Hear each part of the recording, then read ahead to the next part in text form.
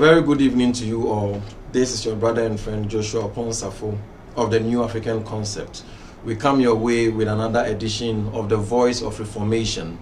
The New African Concept presents as a movement committed to the championing of holistic national transformation. We strongly believe that regardless of the doubts, the uncertainties, and the darkness for which is looming strongly, and the hopelessness over the youth of Ghana and Africa, we are committed that with all these, we still see a ray of hope. And we are saying that let us work together, for it is possible together that you and I, if we commit, we can see something different. I am a new African, and I do believe and I see a new Ghana, and so must you. Welcome once again. Today presents the part 2 of the introduction we started last week. As I said, this year on the Voice of Reformation, we have a wonderful package, series of issues to discuss, from religion to, all through politics, socio-economic, and then several issues. We will be bringing on board experts from various quarters to share ideas, thoughts. We will give you also the room to push them with all kinds of questions. The goal is not for just the ecstasy or the fun of it, but rather is to find the way forward so that we commit to finding or to doing something to make Ghana great and strong. Today, I want to talk on what I have captioned the 7 deadly sins. The 7 deadly sins of Ghana and by extension of Africa. What I mean are 7 things that as a people we must consciously wage war against if we are really bent on seeing a better tomorrow. If we are really bent on seeing a new Ghana, then these 7 deadly sins, or these 7 phenomena, are things that are prevailing so strongly here in Ghana, and it's almost the same all across Africa, that we must commit very well, and we must wage a very deadly or a strong war against it. So let us run through quickly. What is the first one? The first deadly sin is what I call superstition or superstitious beliefs. Any nation, any civilization that has ever advanced what they did was that they entered into a decision to break away from the gravitational pull of superstition. The Western civilization that rides a lot on the Christian the Christian upbringing as its foundations. Right from those times, what they did was that they broke away through the wave of Reformation. They did well to break away from superstition. Europe was intensely superstitious.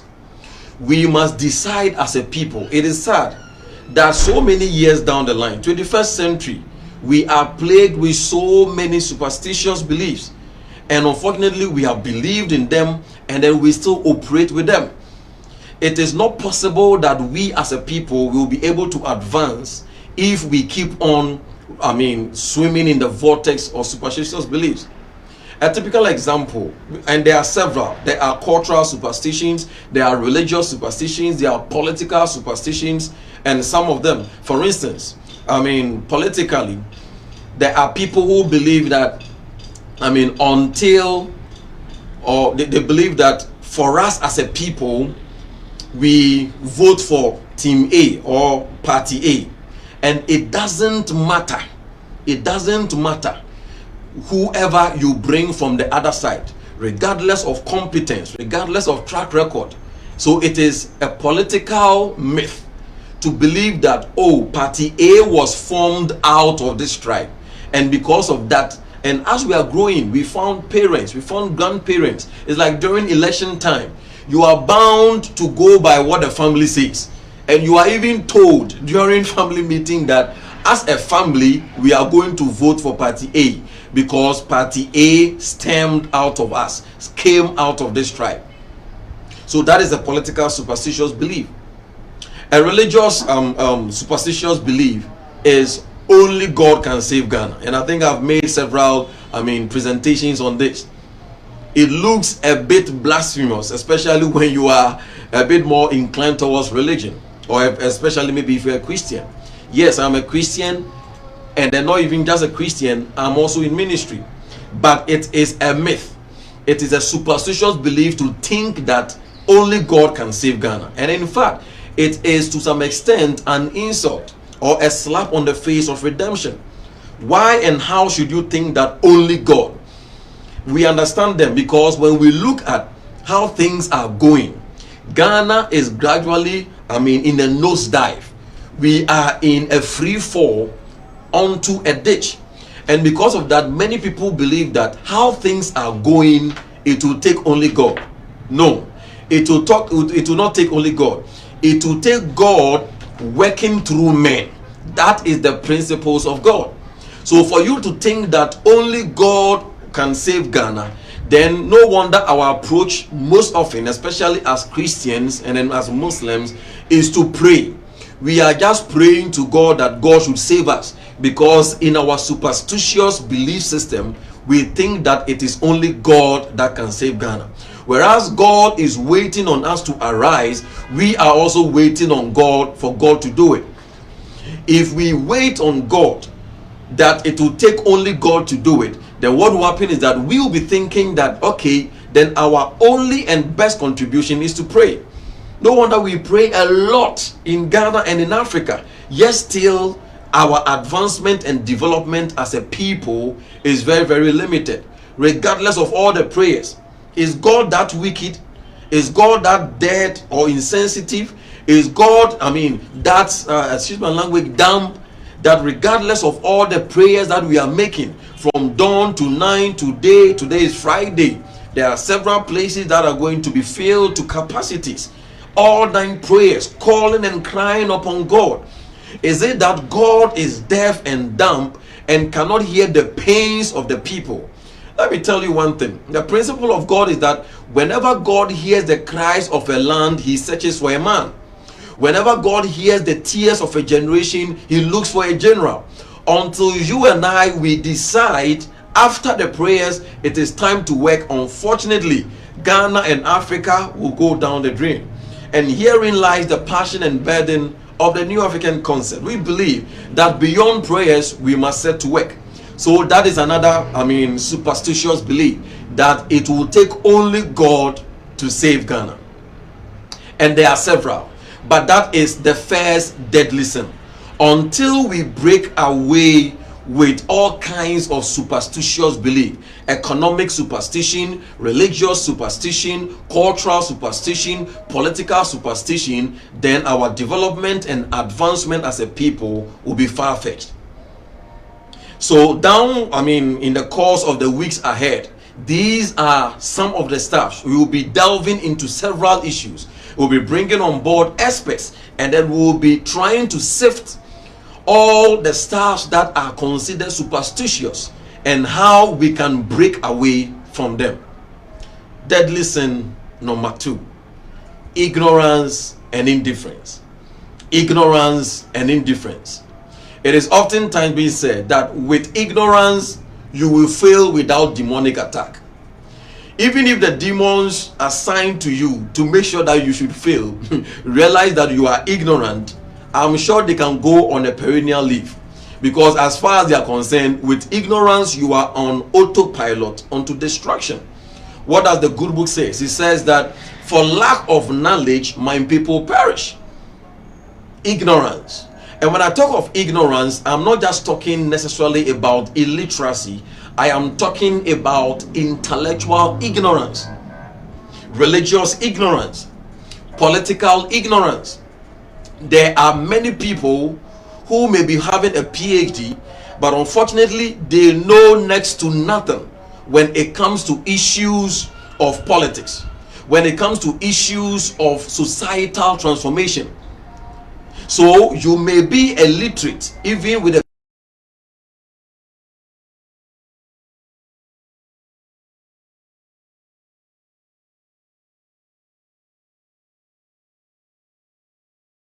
you believe that it is the duty or the job or the responsibility of the MP to provide roads, then you have a serious problem.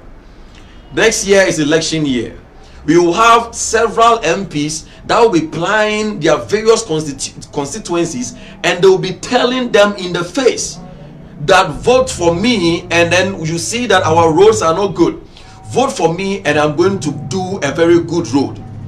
This MP knows very well that it is not within his jurisdiction, it is not within his constitutional mandate to provide roads.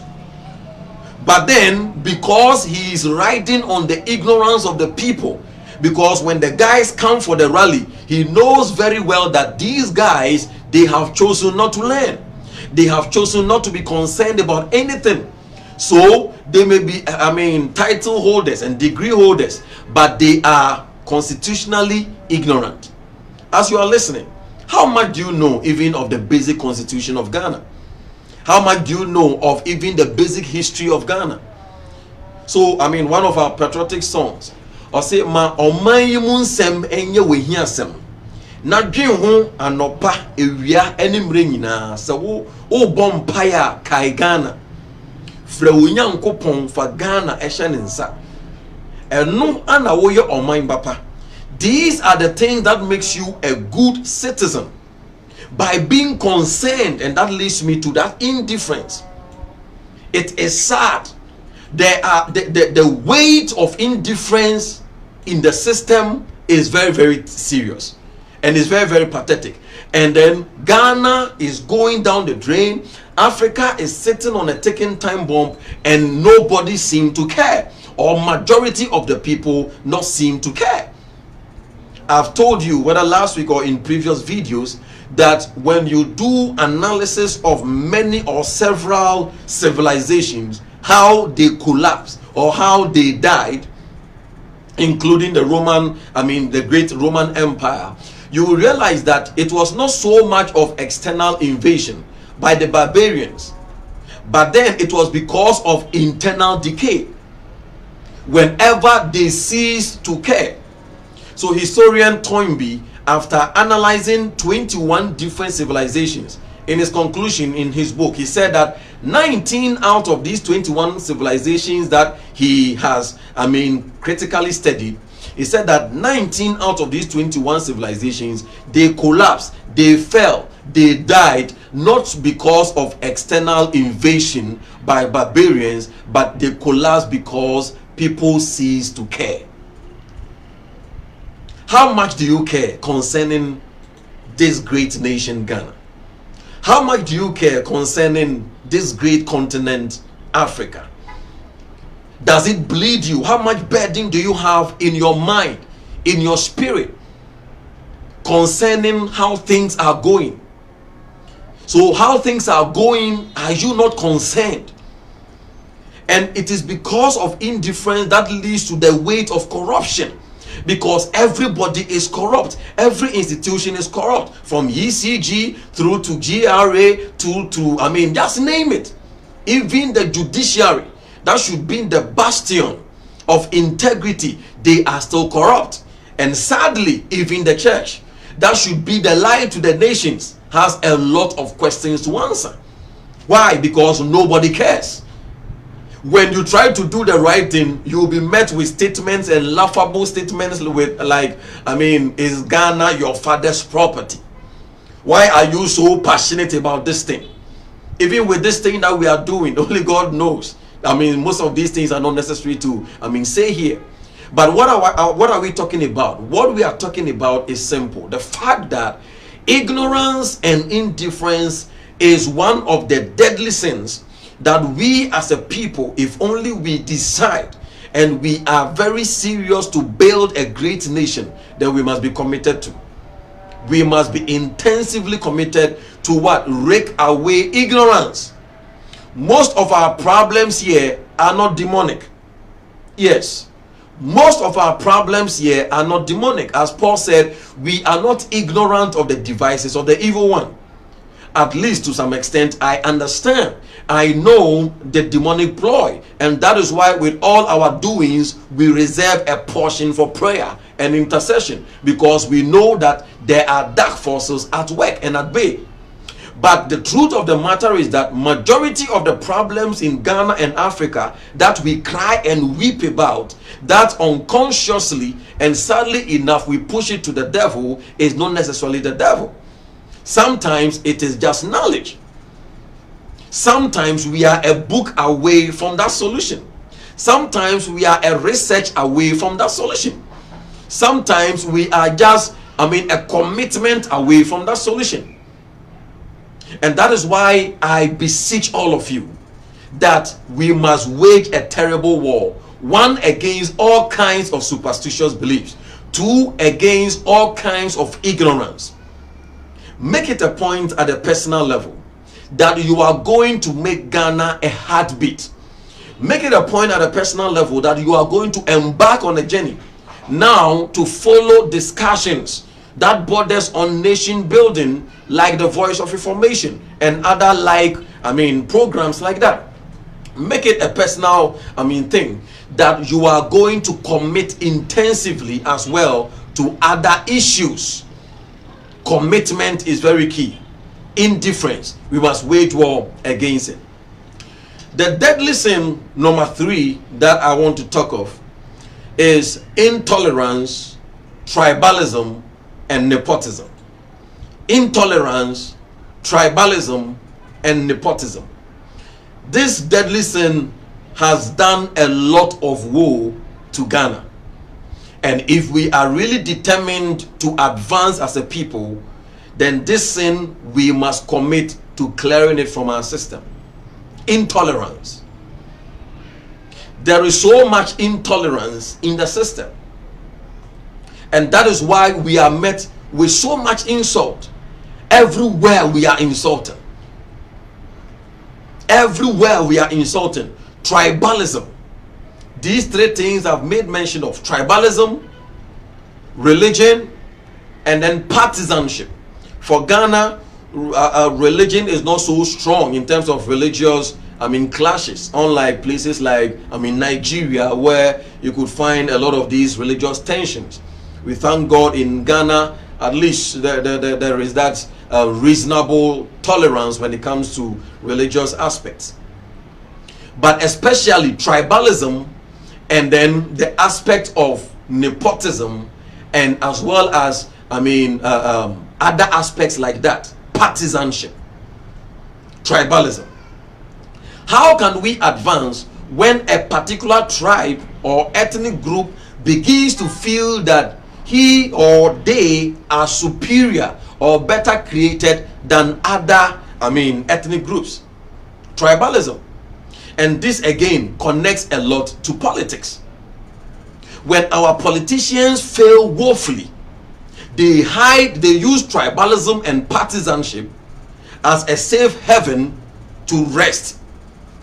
What do I mean? What I mean is, we know very well that, this tribe or this ethnic group or this group of people, they have become die-hard for this party. So the politicians, knowing this, commit intensively that, it doesn't matter how we mess up.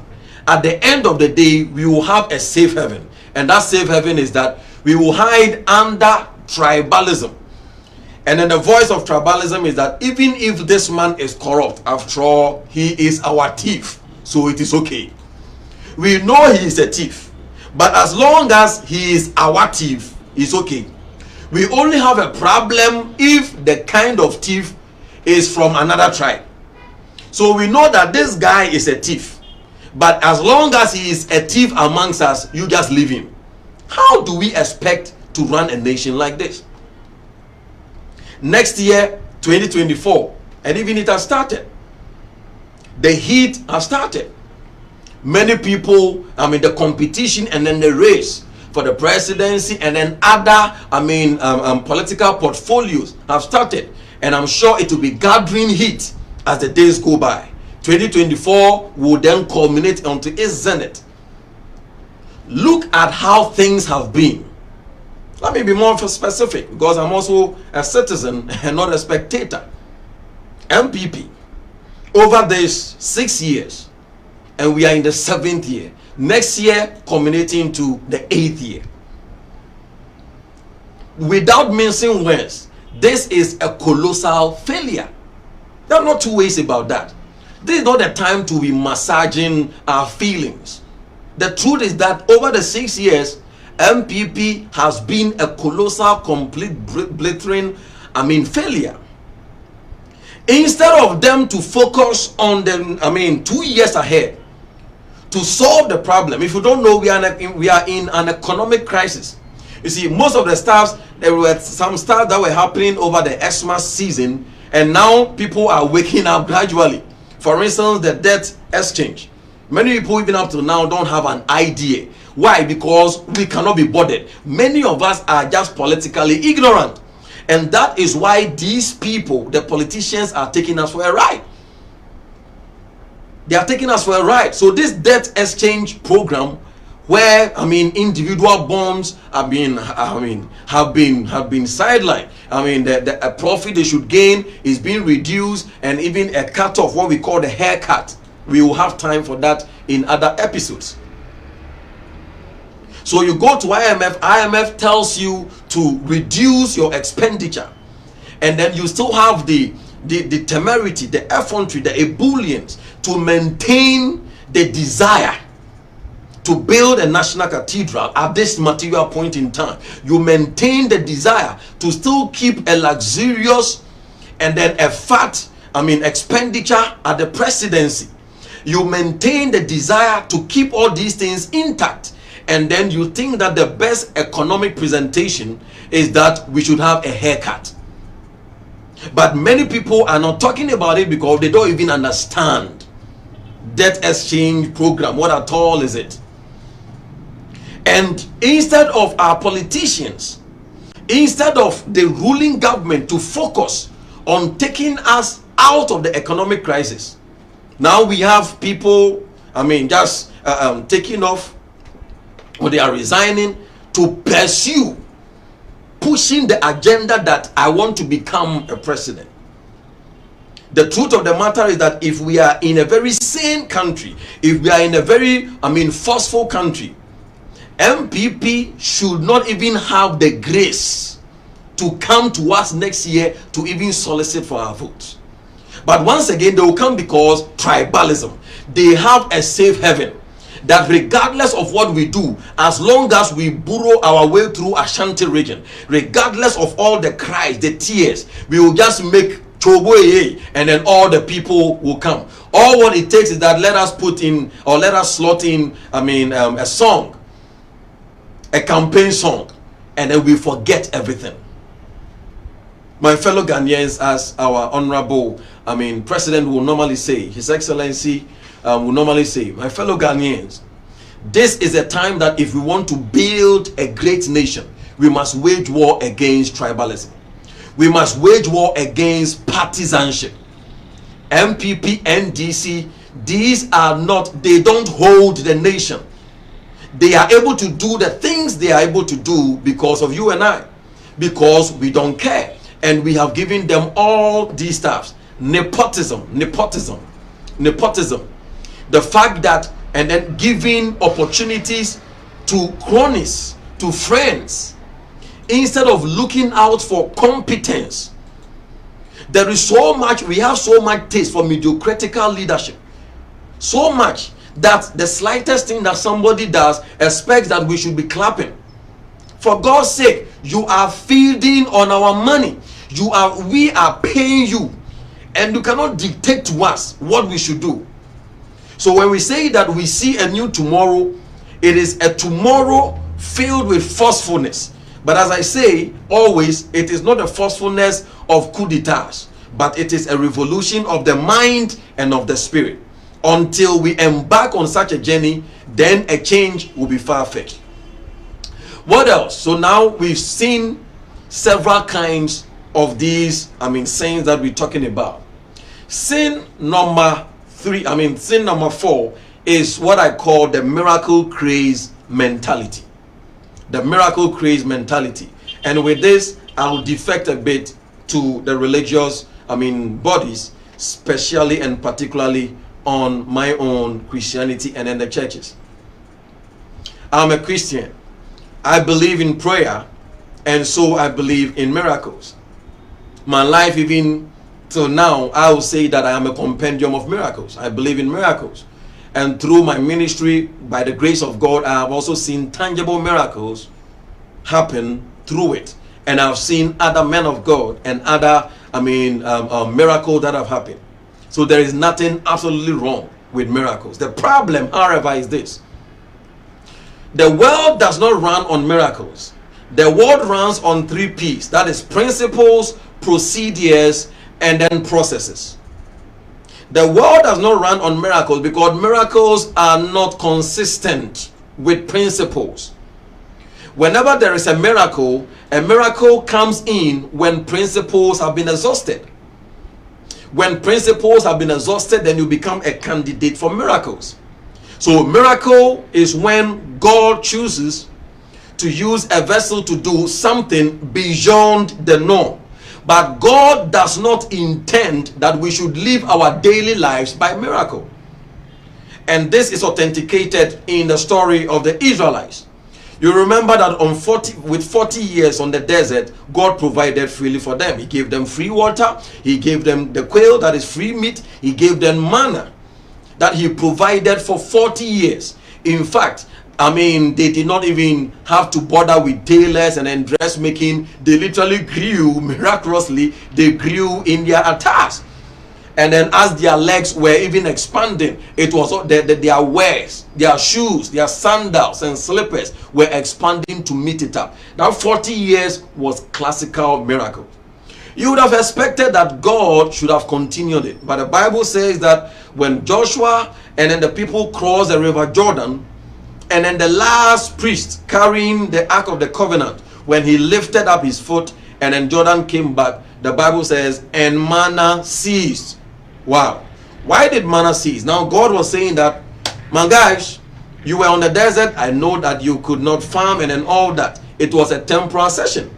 I provided miraculously for you. Now you have gotten to the promised land. I expect you to fight, occupy the land, and now when you occupy the land, you must till the ground. I expect you to go to your farms and till the ground. I will give you bountiful harvest. I will give you rains. I will give you sunshine. The necessary conditions for germination, I'm going to provide it. But I'm not going to do it miraculously as I did when you were on the desert. Now you must till the ground. If you need water, you must dig a well. I'm not just going to give it through the rock. That is the principles of God. Miracle creates mentality. Unfortunately, as promulgated by the church, especially and other religious systems, but particularly by the church, has weakened the minds of the people in the country. So because of that, we begin to think that, so the mindset of only God can save Ghana is driven out of this mentality, that miracle creates mentality. Today is Friday. As I said, there will be several all nights. Go and check the subject matter.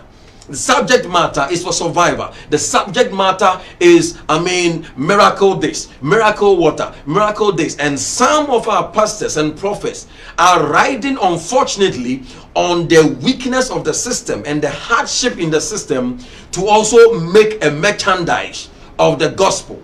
So to some people or some centers, they have literally created, oils for all kinds of problems. So you have to purchase an oil for security and protection. You have to purchase an oil for marriage. You have to purchase an oil for childbirth. You have to purchase an oil for safe traveling.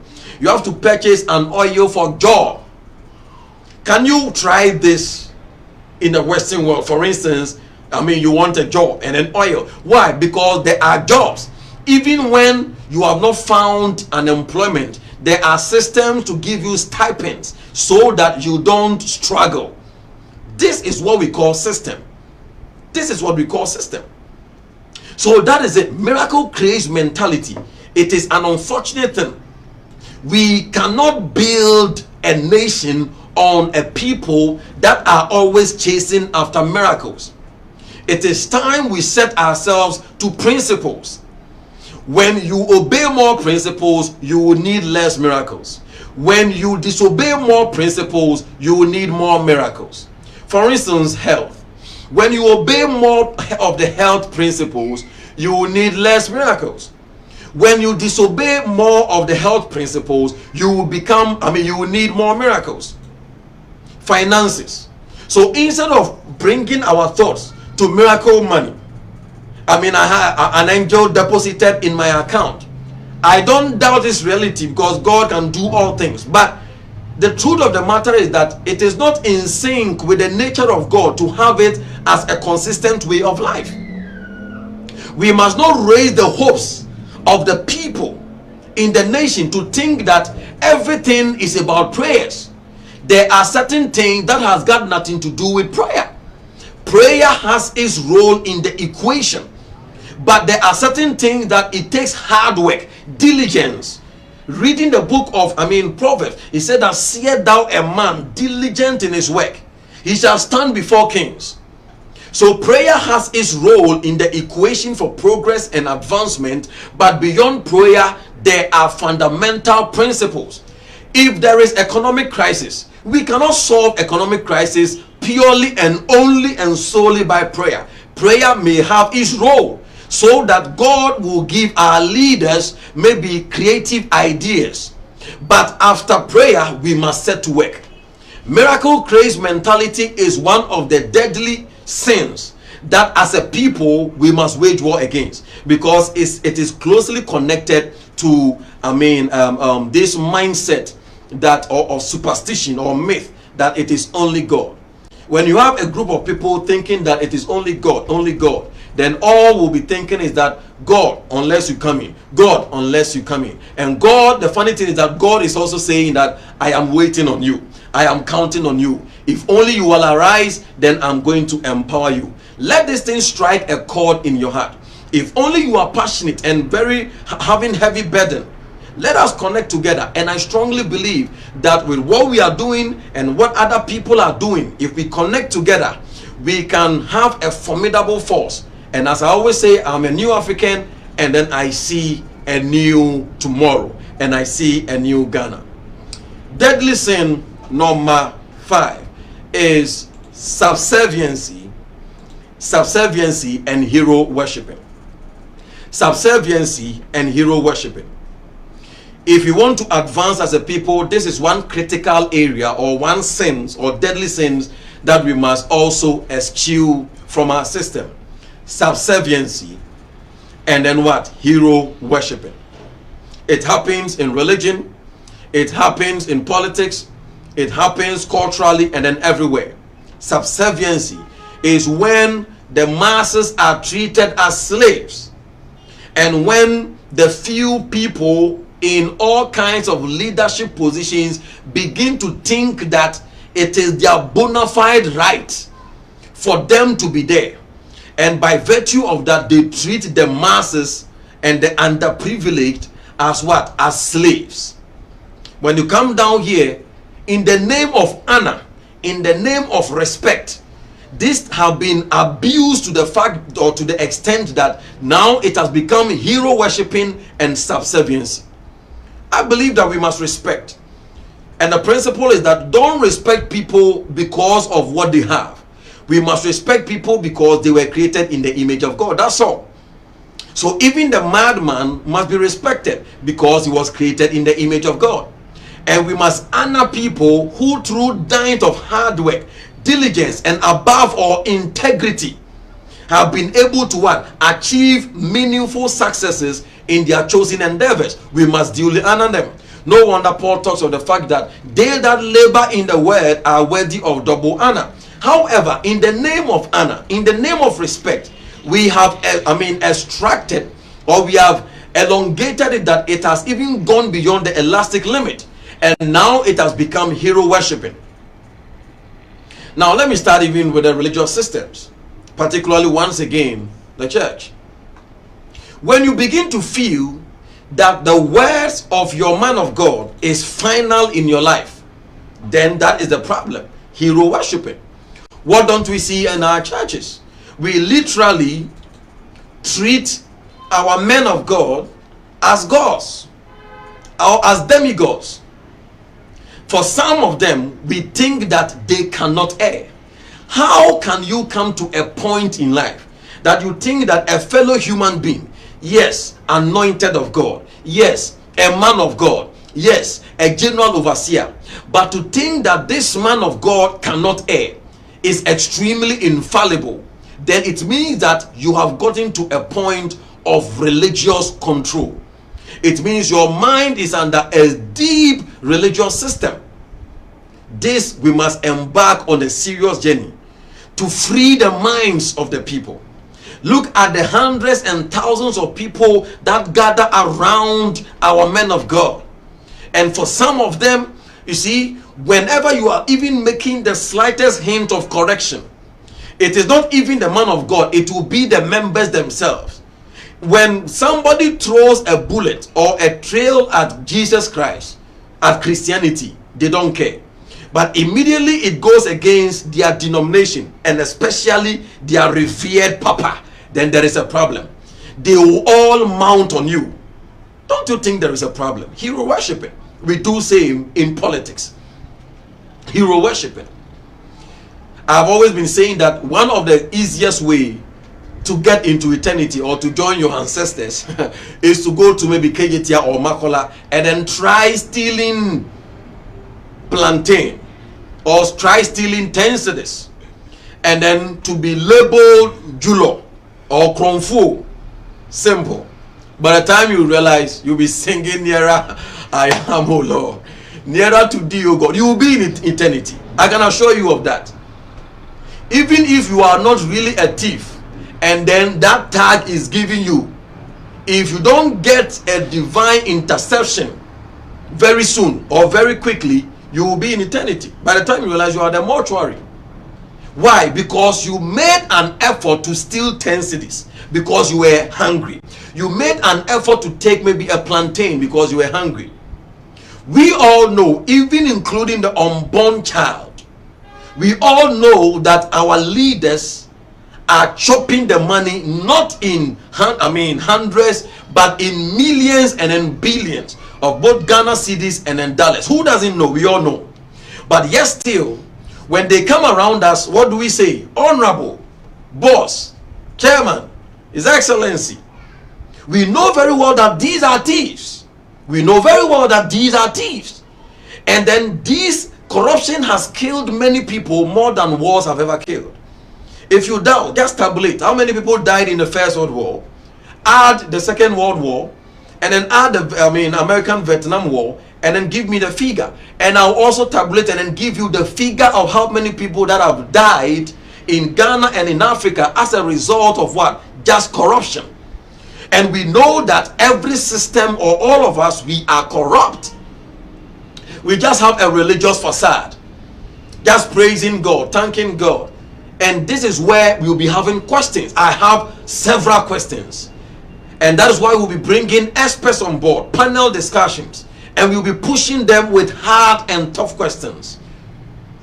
We'll be bringing them, and then join me as we push them with hard questions to extract answers so that together we know what to do. For me, I have hordes of questions. I cannot understand why the church controls more than half of the population of the nation, and yet still we are one of the most corrupt nations, and we still think that church is going on. There is a problem somewhere. But these are for later discussions in the episodes. For today, I just want to tease our minds on what is ahead. So that is deadly sin number 5, subserviency, and then hero worshiping. We must respect our leaders, but we must not worship them as gods. And if we want to do that, then we must begin to ask the question, why? We must question our pastors. We must question God. We must question the Bible. We must question religion. There's nothing wrong with that. Even Jesus, God says that, come, let us reason together. It is a call for dialogue. If God presents himself for questioning, how much more a man of God? How much more the Bible? How much more religion? We must question our traditional leaders. To question does not mean disrespect. No, it means that we want to find answers. Because I've always said that advancements are made by answering questions, but discoveries are made by questioning answers. Never get to a point where we begin to, hail these people, whether political leadership, religious leadership, traditional leadership, educational leadership. Never think that any of them, are gods. We are all human beings. We have given them the opportunity to serve us, not we to serve them. Deadly sin number 6 is a twin devil. We call it the dependency syndrome and then entitlement mentality. The dependency syndrome and an entitlement mentality. Dependency syndrome. It is so much in us, especially as blacks. We create a system, or we have created a system that we depend so much on people. And it is closely connected to entitlement mentality. So the average person, when he graduates from the university, thinks that it is his entitlement to be given a white collar job. The average person thinks that I voted for you as an MP, so you must even provide school fees for my children. There are many times that some of the MPs come on board, and then during interview, what they say is that after voting, right after voting, you start having, in the morning, you will find a long queue in front of the MP's house. Why? You will find somebody coming for chop money. You will find somebody coming for school fees. And when you say, oh, set me tuma into MP and honorable me tuma into my school fees, me waba give me school fees. Can you imagine? So when you depend so much on the MP, just imagine if the MP is seeing almost 100 or let me say 20 people every morning in front of his house, calling for chop money, calling for school fees, calling for money to play games and gala and all that. What do you expect him to do? Already he is a corrupt person. You will be fueling the fires of his corruption. So now he will be chopping the money and stealing money that should have been used to develop the constituency and by extension the nation, with the excuse that after all I am using it to serve my people, because every morning 20 of them come to ask for school fees and money for food. Dependency and an entitlement mentality. We must begin to break ourselves from these bonds. Take life into your personal hands. That is where the Ghanaian dream we are talking about begins from. It begins by identifying the fact that yes, I have been born. Yes, I have limitations. Let me tell you this. There is no time in history, and never will be, that any great thing that was achieved because every condition around it was very fertile. No. At every point in time, not even America, all through history till now, and all through that will come in the future, at every point in time there will be one or two hurdles, there will be one or two limitations, and that is what makes us humans. If you are sitting down waiting for the government, yes, we know that the government has failed and is failing, but it is not that if you are sitting down waiting for the government, for instance, it hurts that you will find interviews, a whole community, there is no toilet facility, and then maybe a TV station goes there and then during interaction they will tell you that during the interaction they will say that okay, gracious, a whole community with a chief. Can't we initiate a program? How much will it cost? So the whole community have turned into bushmen and bushwomen.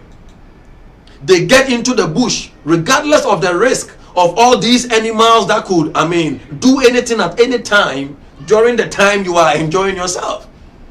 And then years upon years, what is the chorus? The chorus is that we are waiting upon the government. Dependency syndrome, and then entitlement mentality. Culturally, especially from the Ashanti or the Akan setting, Mewofa. Until you ask somebody, what are you waiting for, or why are you not advancing? Oh, Mewofa na amwami, or kwa abroche wa mefami. We must arise. Say to yourself that this is where I am. I am well aware of all the prevailing limitations, but I am going to work I'm going to spend sleepless night. I'm going to go the extra mile. If nobody chooses to help me, I am going to push my way through. That is what it's going to take to build a new Ghana. That is what it's going to take when every citizen begins to see that it is his or her personal responsibility to contribute towards making Ghana a great nation. So the songs of, like if you remember that we normally sing, Yenara Yasasini, in the course of it, or say, Eyensen Naho say, a man for bra and a betre, or they say, O mine ebe yo, so o mine enye yo, Eyensen Naho say, Eye a man for bra and a betre. If this Ghana or if this nation, what he meant is that whether this nation will progress or whether this nation will advance or it will, it will not advance, it is an established statement beyond all levels of argument that it is going to take the lifestyles of the citizens to determine. Let me ask you, with how you are living your life, if every Ghanaian is to follow suit, do you really think and believe that Ghana is going to be a great nation? Have it at the back of your mind. Let's share this particular phrase on our WhatsApp statuses and then even on Facebook, and let us see. If every Ghanaian is to operate and live life just as you are living, with your motives, with your way of life, with your work attitude, your attitude to work, and then other things. If every Ghanaian citizen is to repeat verbatim, is to repeat or have just a photocopy of your lifestyle, just think of it, that your lifestyle is replicated amongst us, 30.8 million people, will Ghana ever be great? The final thing that I want to touch on as we close on the curtains of this show tonight is poor value systems. Poor value systems. And I think that all the things that I've made mention of in terms of the 6 finds its role or place in the 7th sin. In other words, the 7th sin or the final sin is the umbrella that houses all these various sins. Poor value systems. By this time, you should be getting our argument from the quarters of the New African concept that nations are successful not because of their geographical location. Nations are successful not because of their natural resources. Nations are successful because of the quality of their value systems. So it is a simple equation. Poor value systems will give you a poor nation. Weak value systems will give you a weak nation. Rich value system will give you a rich nation. Quality and strong value system will give you a quality and strong nation. It is just like the computer language. Garbage in, garbage out. You cannot eat your cake and have it. We must be committed to reconstruct or to rebuild the ethical foundations of Ghana. If Ghana is ever going to make it, then this is the starting point. The truth is that Ghana and Africa is beyond repairs. It must be reconstructed or it must be rebuilt from the scratch.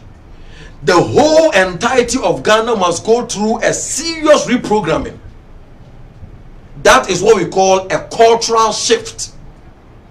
A cultural shift, a paradigm shift. And that is what we are committed to doing as a New African concept. And we desire to work in sync with other individuals and groups that share resonance with the vision that we are talking about. So the solution to Ghana is just not the rise of a messianic leader. Next year, 2024, we are going to get all kinds of promises. We had our president doing same in 2016, and we've all seen the terrible results. Next year, we will have all kinds of people coming. Vote for me, I'm going to do this, this, this. It will not take a messianic leader to take Ghana to the promised land. It is going to take the corporate effort of every single citizen. Leadership in a democratic setting presents as a catalytic, contribution. It is not that everything, leadership is the cause and all things are effects. No, leadership in a democratic setting like Ghana, leadership is not a cause. Leadership is an effect of a fundamental cause. And our various or our subsequent discussions will be delving deeper into it. So that is it. Poor value systems. And it goes as a loop. Let me just give you one cycle so that you get what I'm trying to talk about. Now, we normally talk about poverty eradication. We must shift the argument and discussion from poverty eradication rather to wealth creation. You may think it is the same thing, but it is quite different. We must shift the argument from just poverty eradication, and then we must emphasize on wealth creation. But for there to be wealth creation, there must be fundamental elements. For instance, there must be one, meritocracy. Meritocracy means that to get everything by merit. When you are living in a nation that you are given the position, a portfolio, or whatever you get comes by merit, powerful. What happens is that when there is meritocracy, then it leads to competition. When there is meritocracy, now people will begin to understand that my hard work pays, not in Ghana. No wonder many people have begin to question the essence of education, because I say school are milkway as some fast one is saying me school at the end of the day, even in school, the focus is that when you get to the tertiaries, many people are joining TANE and TESCON, that is the MPP, NDC, factions on the campuses, because they have read in between the lines that we don't live in a country of merit. It is not how you study. It is not your qualifications. It is not your qualifications. So if you are a young lady, instead of focusing to what? To build yourself, you rather have to focus and build your beauty. You have to focus and then put implants into your frontal lobe, that is your breast. You have to focus and then have bakasi, have backless, heavy duty at the back. Because when you have heavy duty at the back, I can assure you that given our immediate context, you will get more opportunities. You will get more breakthroughs, more than the person who is even having a PhD, more than the person who is even a graduate. Why? There is no merit. So since there is no merit, what it does is that it kills the energy and then the passion to what? To commit to doing some of these things. So students are no more studying. They are rather rallying against TESCON and then TANE, because they've seen before their very eyes that all what it takes is to align yourself with a potentially winning political party, and then tomorrow you have all kinds of money. A young guy joins MPP, joins NDC, just goes to the radio station, begins to talk left, right, center, and then by the time you realize he's minister for this, he's minister for this, and he's making money. He's building, all kinds of buildings that even his professor, after 40 years of teaching, cannot afford. But when there is meritocracy, it drives competition, because you know that for you to get it, it must be by dint of hard work, diligence, consistency, and then what? And competence.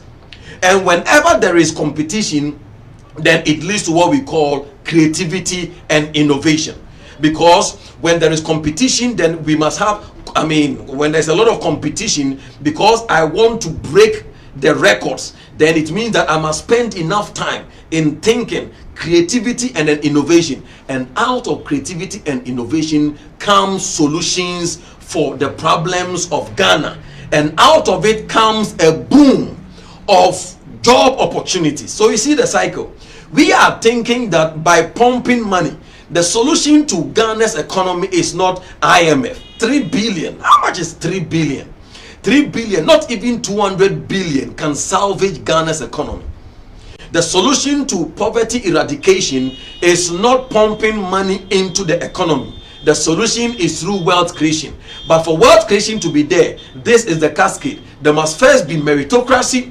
Meritocracy will give birth to what? competition, and competition will give birth to creativity and innovation, and creativity and innovation will give birth to inventions, which will open the door for all kinds of of job opportunities, thereby swallowing unemployment and then giving an economic boom. That is it. But here we have we don't have meritocracy. So you see it, poor value systems will amount to poor nation as we have it. And there are several of these that we'll be talking about in this session. God richly bless you very much for joining us. This has been your brother and friend Joshua. This is Voice of Reformation. Today we spoke about the 7 deadly sins. And as we have captioned it, we went through. Sin number 1, I told you of the sin of superstition. We must clear it. We must wage war against it. Sin number 2 is ignorance and indifference. Sin number 3 is intolerance, tribalism, and then nepotism. We must wage war against it. Sin number 4 is a miracle craze mentality. We must deal with it. And then also subserviency, and then hero worshipping. And then I spoke about the twin devil or the twin demon, which we call dependency syndrome, and an entitlement mentality. And then finally, poor and weak value systems. I have so many questions on my mind.